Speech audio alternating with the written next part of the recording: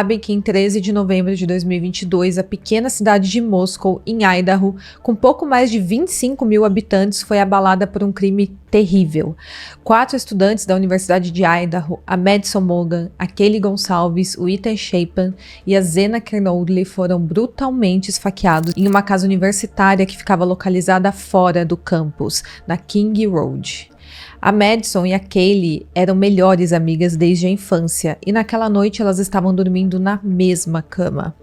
Elas foram encontradas sem vidas, uma ao lado da outra, com golpes múltiplos de um objeto cortante. O Ethan, o namorado da Zena, estava na cama dela em outro quarto, enquanto a Zena estava no mesmo quarto que ele, porém no chão. Além deles, 2 colegas também moravam naquela casa e elas sobreviveram.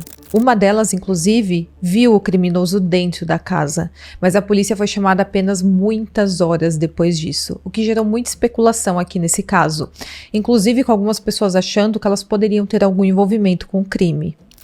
Bom, esse caso vai completar 3 anos este ano de 2025 e chamou a atenção do mundo inteiro. Isso por causa de um conjunto de fatores aqui, que seria o mistério em volta desse crime, o fato de tudo ter acontecido com 4 pessoas muito jovens e também a brutalidade do ataque. A grande pergunta que paira até hoje nesse caso é por que ele fez isso? Seria algum interesse não correspondido? Seria vingança? Ou apenas um crime aleatório, apenas pelo desejo de matar? Eu imaginei que aqui nós teríamos respostas, pelo menos no julgamento do caso. Mas infelizmente isso não vai mais acontecer.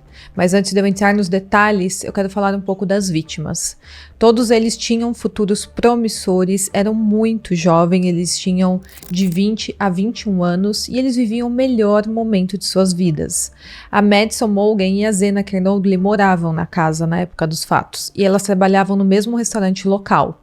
Já a Kaylee Goncalves havia se mudado recentemente de lá, mas ela também havia morado naquela casa. Naquele final de semana, ela havia voltado para mostrar a Madison, a sua melhor amiga, o seu novo carro.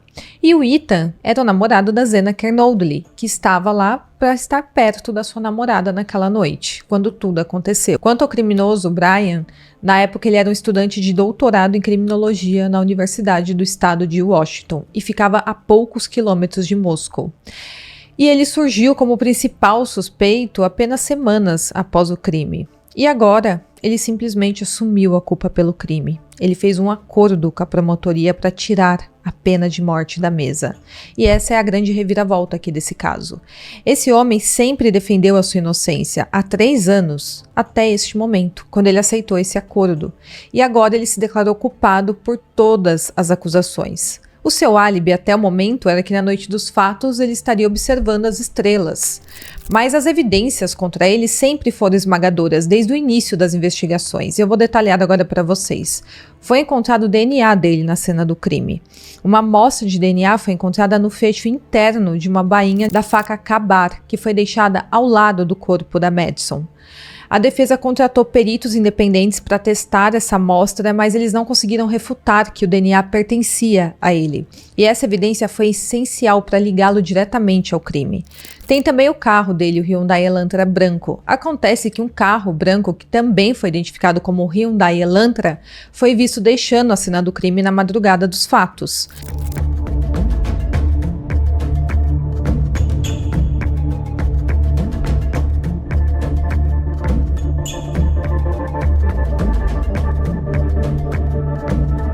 E após uma busca intensiva, as autoridades confirmaram que o Brian possuía um veículo correspondente, reforçando ainda mais a conexão do Brian com este crime.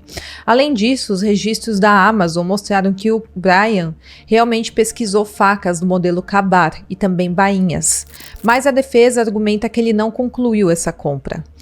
Além disso, também descobriram que ele teria feito buscas no Google por pornografia envolvendo coerção, pelo serial killer Ted Bundy e por notícias do caso dos estudantes de Idaho, mostrando que ele tinha um interesse um tanto quanto perturbador. Temos também a descrição de uma testemunha ocular, uma das colegas de quarto sobreviventes, a Dylan Mortensen.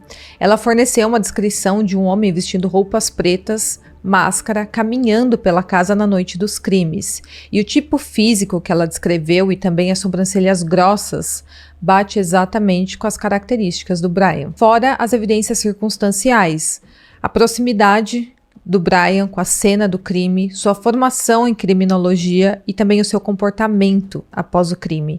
Tudo isso fortaleceu aqui o caso da promotoria. A defesa tentou contestar todas essas provas, sugerindo que o DNA poderia ter sido plantado ou que as buscas online não eram conclusivas, porém a combinação de evidências físicas, digitais e circunstanciais tornou a posição do Bryan Kohberger insustentável, o que provavelmente levou à sua decisão de aceitar o acordo, para que dessa forma ele pudesse evitar, pelo menos, uma pena capital, porque ele corria o risco de ser condenado a uma pena capital neste caso. O crime estava programado para ir a julgamento em agosto de 2025, já no mês que vem, e a defesa, que é liderada pela advogada Ann Taylor, solicitou um adiamento, alegando que precisava de mais tempo para revisar 68 terabytes de evidências fornecidas pela promotoria e também para investigar a história de vida do Bryan Kohberger para uma possível fase de mitigação, se caso ele fosse condenado à pena de morte. A promotoria argumentou que grande parte desse material era irrelevante e que a defesa teve mais de 2 anos para se preparar. E o juiz do caso, Hippler, negou o pedido de adiamento, considerado pouco convincente. Em sua decisão, ele descreveu o seguinte, abre aspas, as queixas da defesa sobre a incapacidade de revisar a descoberta de forma significativa não são convincentes. A defesa não conseguiu articular de maneira clara que evidências relevantes não foram revisadas nos últimos 2 anos, e por que esforços para facilitar a revisão não foram feitos anteriormente, fecha aspas. Ele também rejeitou o argumento de que a defesa precisava de mais tempo para uma investigação exaustiva da vida do Brian, afirmando que a lei de Idaho e a Suprema Corte dos Estados Unidos exigem apenas uma investigação razoável para a fase de mitigação e não um mergulho completo em cada detalhe da vida do réu. Outro ponto importante aqui foi a publicidade intensa que aconteceu pré-julgamento.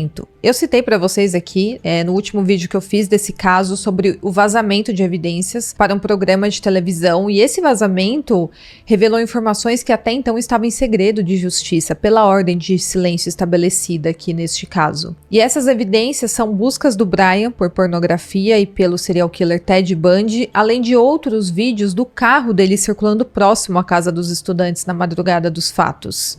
Além disso, tem um documentário da Amazon Prime para sair, e um livro que o James Patterson escreveu sobre esse caso, que será lançado em agosto de 2025. Tudo isso aumentou a exposição aqui do caso, e a defesa argumentou que essa publicidade comprometia o direito do Brian a um julgamento justo, mas o juiz Hippler decidiu que adiar o julgamento não resolveria o impacto dessa publicidade, e acabou optando por estender apenas a seleção do júri para 2 semanas, garantindo um processo bastante rigoroso para selecionar um júri imparcial aqui para o caso. Mas, conforme eu falei para vocês, isso não será mais necessário porque não terá julgamento. Sobre o vazamento, o juiz Hippler sugeriu inicialmente uma investigação, mas ele observou que se o FBI, que teve um papel central aqui na investigação, estivesse envolvido, um tribunal estadual teria limitações para conduzir essa apuração. Ele escreveu o seguinte, mesmo que fosse a polícia que vazou as informações, a capacidade de um tribunal estadual de investigar o FBI é altamente limitada, se não completamente inviável, fecha aspas. Ele também destacou que identificar o vazador não alteraria o fato do público já ter tido acesso às evidências, tornando o adiamento completamente desnecessário. E teve também uma suposta testemunha ocular, a entregadora do DoorDash que levou a comida da Zena Kernodle minutos antes do ataque ocorrer. E ela alegou recentemente ter visto o Brian na cena do crime. And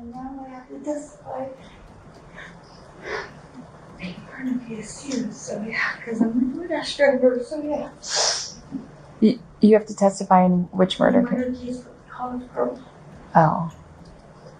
Bom, diante de tantas derrotas e desafios para a defesa dele, a única opção viável, aparentemente, era mudar a estratégia e tentar ao menos se livrar de uma pena capital. E essa decisão do Brian de se declarar culpado marca uma reviravolta neste caso, especialmente após a sua insistência durante todos esses anos em se declarar inocente. A advogada dele enfrentou diversos desafios desde o momento em que ela assumiu a defesa do Brian lá em 2022, incluindo críticas públicas em seu trabalho, cenário e a complexidade desse caso, que até então envolvia a possibilidade da pena capital. A defesa tentou várias estratégias, como apontar outros suspeitos, incluindo 3 pessoas do círculo social das vítimas e um quarto indivíduo que observou uma das vítimas em uma loja semanas antes do crime, porém o juiz Hippler rejeitou essa abordagem, citando a lei de Idaho, que exige uma conexão direta entre os suspeitos alternativos e o crime.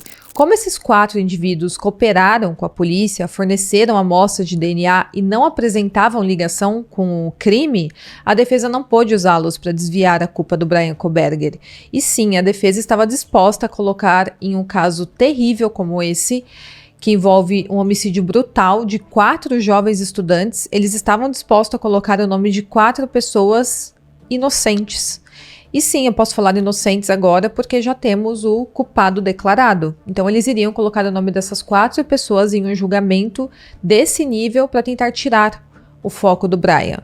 Nunca foram encontradas provas contra essas 4 pessoas, mas o foco da defesa era apenas gerar dúvidas se o Bryan era o culpado, para assim garantir a sua absolvição. Mas o juiz fez um excelente trabalho e ele não permitiu que essa estratégia sórdida fosse em frente. Agora, quanto ao acordo com a promotoria, o Bryan admitiu os homicídios em troca de uma sentença de prisão perpétua sem possibilidade de liberdade condicional. Se esse acordo for para frente, ele irá passar o resto da sua vida na cadeia. E olha só, essa pena ela foi bastante pesada, mesmo com o acordo. E isso mostra que a promotoria estava com fortes evidências contra ele. E o Bryan não teve muito poder de escolha.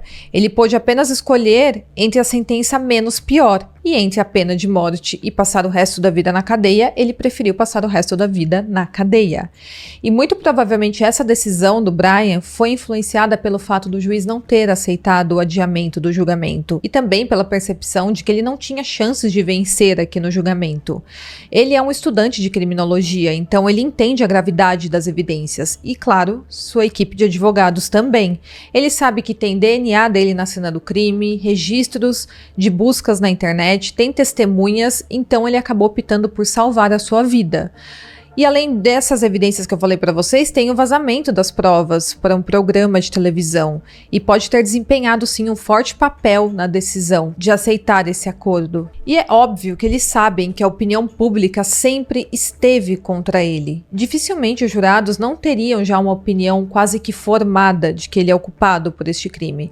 Porque a verdade é que ele sempre foi o principal suspeito. Ele sempre foi o único acusado e agora também o condenado. Bom, inicialmente o que tínhamos era apenas a especulação de que ele teria aceitado esse acordo e essa notícia veio à tona ontem. Mas a família da Kelly Gonçalves, a mais ativa em falar publicamente sobre as vítimas, expressou profunda decepção com o acordo, confirmando assim que de fato esse acordo existe. E eles declararam essa decepção porque eles queriam a pena de morte e eles também queriam um julgamento, acreditando que traria justiça para Kelly Gonçalves.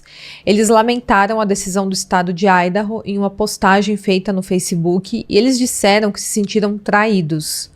De acordo com a lei de Idaho, os familiares das vítimas têm direito de serem informados e também ouvidos, mas é claro que eles não controlam as decisões da acusação ou então os acordos entre promotoria e equipe de defesa.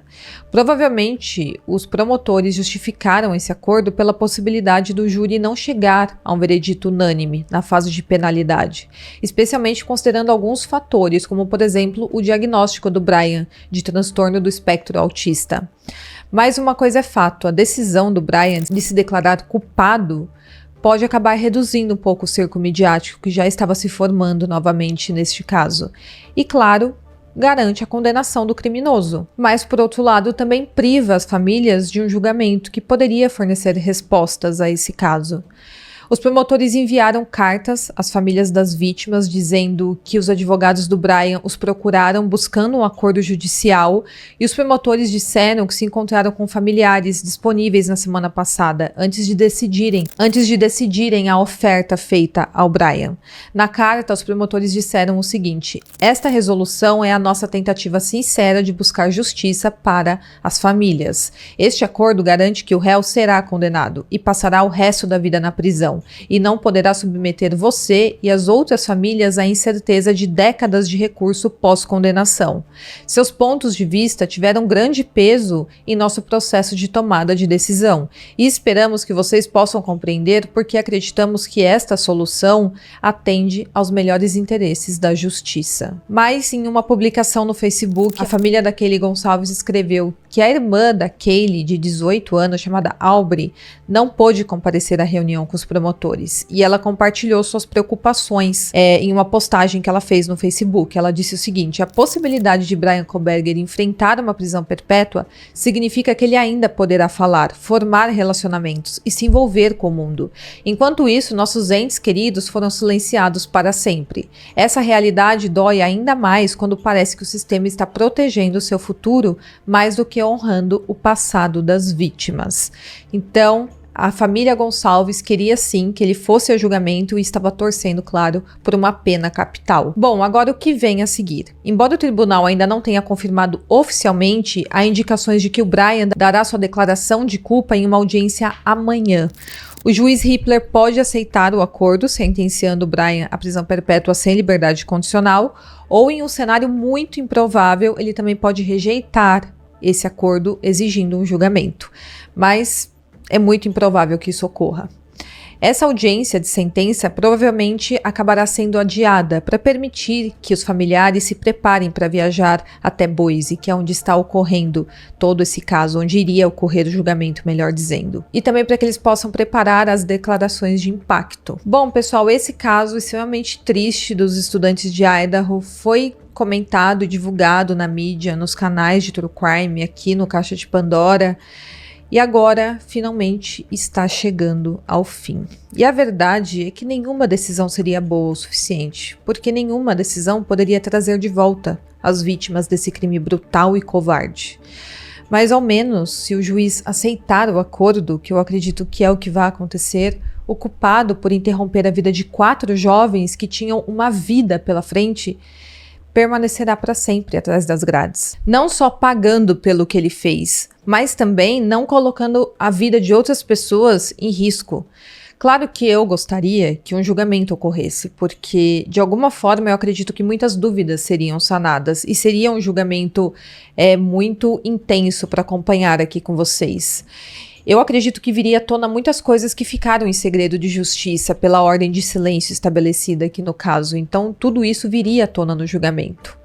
Mas infelizmente isso não vai acontecer. Ainda assim, que bom que o Bryan ficará atrás das grades. Era para isso que a gente queria um julgamento, para que ele saísse condenado daqui. E se isso vai acontecer, que bom. Eu acredito que a maior dúvida das pessoas que acompanharam esse caso é por que esse crime ocorreu. Em que ponto essa pessoa fria e cruel cruzou o caminho das suas 4 vítimas? E por que ele manteve 2 sobreviventes na casa, mesmo tendo passado por uma delas logo após o crime? Por que ele não fez uma 5ª vítima naquela casa? Eu acredito que essas dúvidas irão permanecer, a não ser que o próprio Bryan decida contar em algum documentário, em alguma série, mas também o que ele ganharia com isso. Bom, o fato é que o Bryan, se o juiz decidir dessa forma, se ele aceitar o acordo, ele será condenado à prisão perpétua sem chance de liberdade. Mas a ausência de um julgamento acaba deixando muitas perguntas sem respostas, isso é fato. As famílias que lutaram por justiça agora lidam com a dor de saber que nunca ouvirão oficialmente o motivo por trás de tanta crueldade. Mas ao menos a justiça foi feita. Ele ficará atrás das grades. Não fará mais nenhuma vítima. Bom, pessoal, então assim chegamos ao fim do julgamento dos estudantes de Idaho. Fala aqui para mim o que vocês acham desse acordo da defesa com a promotoria. Eu espero que vocês tenham gostado do vídeo e até o próximo caso.